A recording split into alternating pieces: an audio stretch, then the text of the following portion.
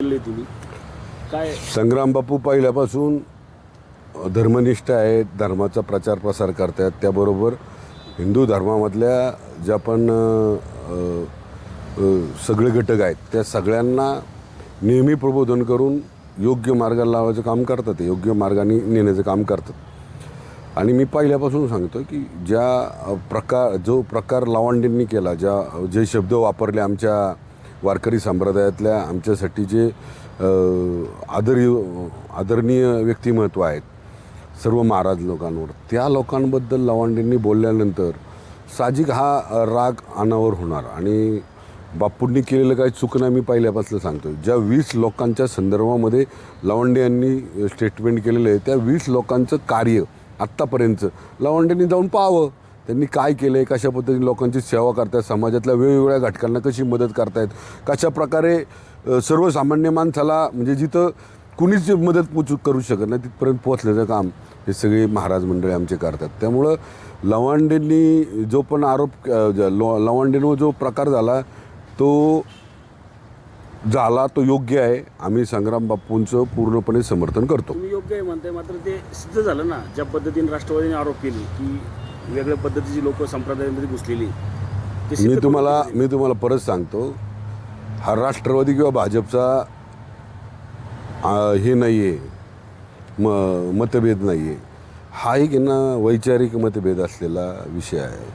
लवांडेंनी आपली पातळी बघावी, आपल्या बुद्धीची पात्रता ओळखावी. लवांडे असतील हुशार, एक प्रवक्ता म्हणून ते चांगले असतील, पण आमच्यासाठी आदरणीय जे संप्रदाय क्षेत्रातले वारकरी संप्रदायातले जी लोक आहेत त्यांच्यावर बोललेत की त्यांची उंची नाही, माझी पण नाही. उद्या लवांडेंनी पक्षाचा प्रवक्ता म्हणून विरोधी पक्षाच्या सगळ्यांवर त्यांच्या पक्षाचे जे पण काही ध्येय धोरणं असतील त्याच्या माध्यमातून आरोप करावे.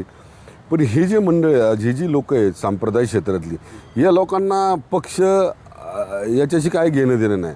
यांना धर्माच्या संदर्भातल्या सगळ्या परंपरा, व्याख्यानं, कीर्तनं, प्रवचनं, त्याचबरोबर समाजाच्यासाठी काय करता येईल आपल्याला ह्या डोक्यात त्यांच्या असते.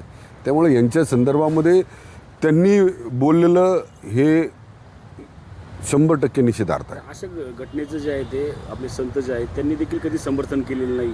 संत ज्ञानेश्वर महाराज असतील किंवा तुकाराम महाराजांनी. असं नाही आहे. हे बघा, लक्षात घ्या.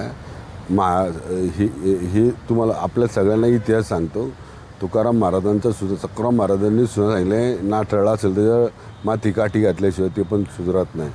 आणि जर अशा प्रकारे जर चुकीचे स्टेटमेंट, स्वतःला काहीतरी विद्वान समजायचं आणि कुणाची तरी शाबासकी मला मिळाली पाहिजे आणि समाजात एक प्रकारचं विष कालवायचं आणि तेढ निर्माण करायची, अशा प्रकारचं जे काम लावंडेसारखे लोक करतायत त्याच्यामुळं हा प्रकार आपल्याला पाहायला मिळतो. उलट असं समजा की संग्राम बापू भंडारे होते, त्यांनी फक्त शाई त्यांच्या अंगावर टाकली. दुसरं कोण असता त्यांच्या जागी, दुसरं कोण जर तिथं गेला असता कदाचित दुसरं काहीतरी झालं असतं.